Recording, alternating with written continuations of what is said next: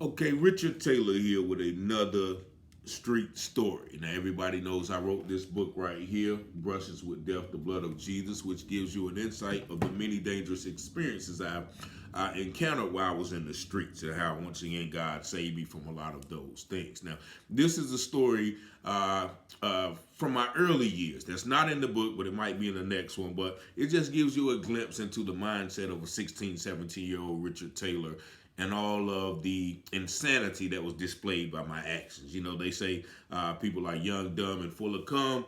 I was just young, dumb, and full of dumb. So think about it. Now, that's the early 1990s, no, like 1994, 1995, the mid 90s. And everybody knows at that time crack cocaine was really ravaging the black communities, whether you were in North Carolina, New York, LA, small town Mississippi, wherever. By that time, many people were addicted to drugs, and also many people my age were out selling drugs, and they saw it as a way to make quick money. In which me myself, I didn't really have to indulge in those things. Like I told you before, I came from a middle class, two-parent household, so I really didn't have the need to go out like some of my peers may have thought they had the need to. However, whether it was the music, whether it was the movies, whether it was the looking at my friends and, them being out and making money and having the freedom to do things, whatever it was, I was allured to that type of lifestyle. So, about 16, 17, I got out there and started, dibbling and dabbling, peddling crack, marijuana, and those things. So, this is a story where I almost got shot, when I was like 16, 17. Now, mind you, if anybody knows about, Goldsboro, North Carolina, it's a small town. So you can walk around anywhere and, during that time, you can just say, grown people will see you walking and they'll ask you, hey, you got some crack? You know what I'm saying? Or you can just be walking and you can ask somebody, hey, I got some crack, and, a lot of times, they will be looking and you will get a sale. So this particular date, me and my homeboy, Antonio Jones, I say his name Juicy, because he was in the last story. So if y'all ain't watched that last story about the crack, you can go back and watch that on the YouTube. But this particular day, like I said, we stayed in a middle class neighborhood. Now, Juicy had just moved to the neighborhood. Now, he was really, from the street. He had a lot of family who was already dibbling dabbling in the freak, so he knew a little bit more than me. But this particular day, we walking through the projects. Now, my homeboy Pookie, he stayed right in the back of the project. So the only thing we had to do was walk through his backyard, hop the fence, and we back in the projects. Now, so during this time, if you don't know, a lot of people had this thing called stinging, right? And so stinging was when you got any substance that looked like crack. It could have been soap. It could have been peanuts. It could have been, just anything that was white or yellow and small and looked like crack. And you would actually sell it to a person who was looking for crack and, beat them out of their money. And hopefully 9 times out of 10, you got away from the scene before they tried to smoke it and realized it was fake. So a lot of cats used to do that, and it was 2 cats in particular that I kind of picked that habit up from them, and unfortunately both of them have been deceased now, but they were kind of notorious of selling stings, as we call it. We call it stinging. Up in Virginia, I think they call it creep or whatever. So everybody has their name for selling fake crack at that time. So I had picked up the habit because a lot of times I didn't want any money to to live off of. I just wanted some money to smoke my weed or buy some beer before school or whatever. So I hadn't once again really jumped out that fact where I was really hustling, reeing up and everything like that. No, I just wanted to dibble and dabble here and there. So on this particular day, I had mastered the process of making fake cocaine. Now what I would do is I would take some flour and I will mix it up with a little butter and I will pour a little water in it and put it in the microwave. And put it in the microwave for a few seconds. I took it out. It was hard. It was yellowish. It looked just like crack. So this particular day, I'm walking with that fake crack. Me and Juicy, we walking through the projects. Once again, we 16, 17, just looking for something really to get into. So we walking through the projects, we see these two crackheads, man or woman. I'll say crack users because I don't want to be insensitive. But it was a man and a woman. I had knew the woman, and I knew the man, from previous dealings. I knew that they were known crackheads. So we walking through the through the projects, through the cuts behind the project housing, and this man and woman come out the door. And when they see us, once again, they see young men walking around. Their first thought is, hey, they got some crack, right? We need some crack. So they asked us, hey, you got some crack? You know what I'm saying? I was like, I said, nah, I don't got it, because I knew them. I didn't want to sting them, because I knew, okay, they the next time they would see me, they would want their money back. But Juicy was like, yo, man, you got some, don't you got some of them stings? I was like, yeah. He said, man, give it here, man, I do it. I said, all right, you know what I'm saying? So I gave it to him. He walked in the house where they were, and I'm thinking, okay, if he in the house, man, they gonna test it before he buy it. He ain't gonna get the sale on the sting. But to my surprise, he come out the door, and I can tell by the look in his eyes. He like, come on, we got him, you know what I'm saying?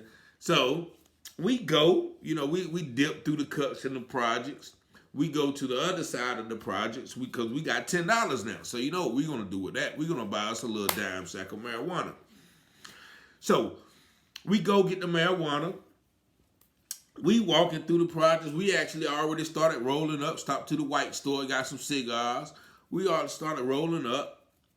And so we dipping through the cuts, about to hit the fence to hop over my boy Pookie's house, because Pookie was home. I think at that time he was still on house arrest because he couldn't go anywhere. And I might tell y'all that story too. So we knew we can go over there. His dad was working at the store, so we can go over there and smoke weed or whatever.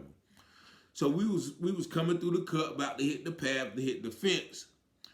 All of a sudden, the guy who we just sold the stings to come out the back door of the apartment. Hey, give me my money back. And he had a gun in his hand. And so we seen the gun. First thing he do was, bah! And I'm telling you, man, that's probably the first time I ever heard a gunshot, at least towards me, or, in my direction, or, to give me a warning. So he let that joint off. Bah! And I looked at Juicy. Juicy looked at me, and we took off. Boom! And talking about he holding the blunt like he was literally doing like this, rolling the blunt. So he done took off, running with the blunt in his hand. I'm running too. Gave my money back. Bah! So we get away. We get to the fence, hop the fence, get to my homeboy Pookie crib. We don't say nothing. You know what I'm saying? He's somewhere. I think he out in the yard doing something. We get to there. We just out of breath.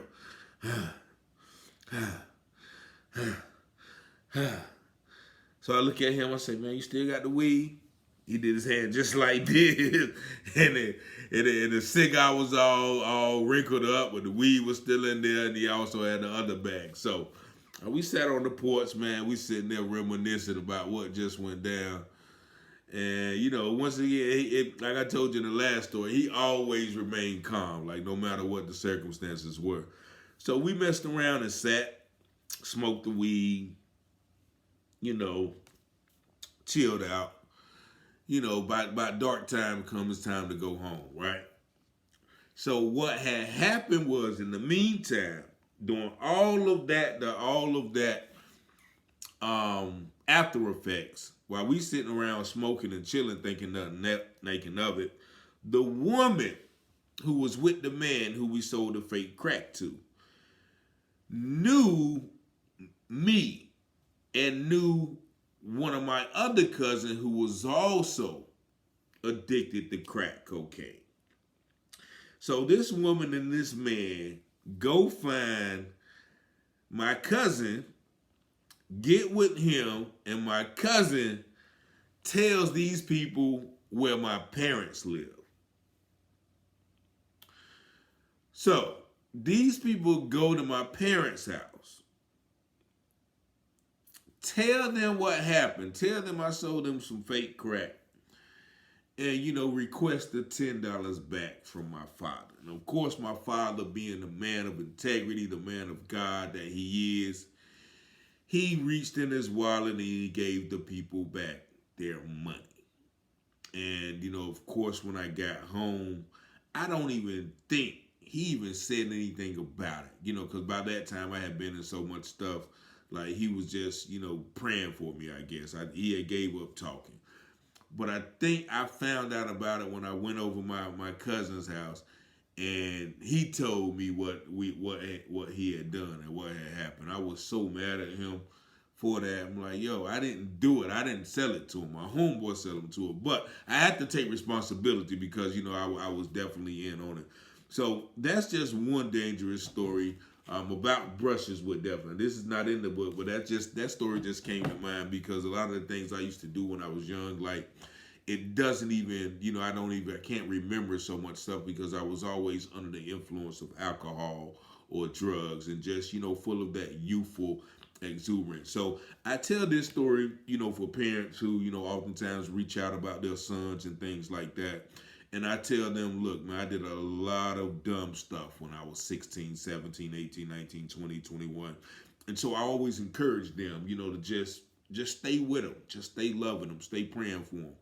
Because, I know that if it wasn't for, the prayers of my father and mother, I wouldn't be here today, out of all the situations that I endured, there is nothing like, having a loving parent to kind of love you through those situations. So that's just one situation where, once again, my youthful indiscretions could have ended up, in the loss of my life. Because everybody knows when somebody wants their high, when somebody's expecting that high and they don't get it, they'll do anything to get it, and if they feel like you have took that high from them, then, that's even more of the reasoning to do something to you. So once again, I thank God for bringing me through all of those things. I don't tell these stories to brag about them or promote them. I just want to let people know the testimony of some of the things that God has delivered me from, and he can also deliver you from, or your child, or whoever your loved one is that may be going through these things. So check it out. Make sure y'all, subscribe to the YouTube channel. And if you haven't gotten my book, either one of my books, you can go to my website, TaylorHousePublishing.com, and purchase any one of the 4 books. And also, if you need a book published, I do that as well. But y'all stay tuned because I'm going to just be telling stories for a while just to give people an in-depth look of some of the things that I've been through. Peace and blessings.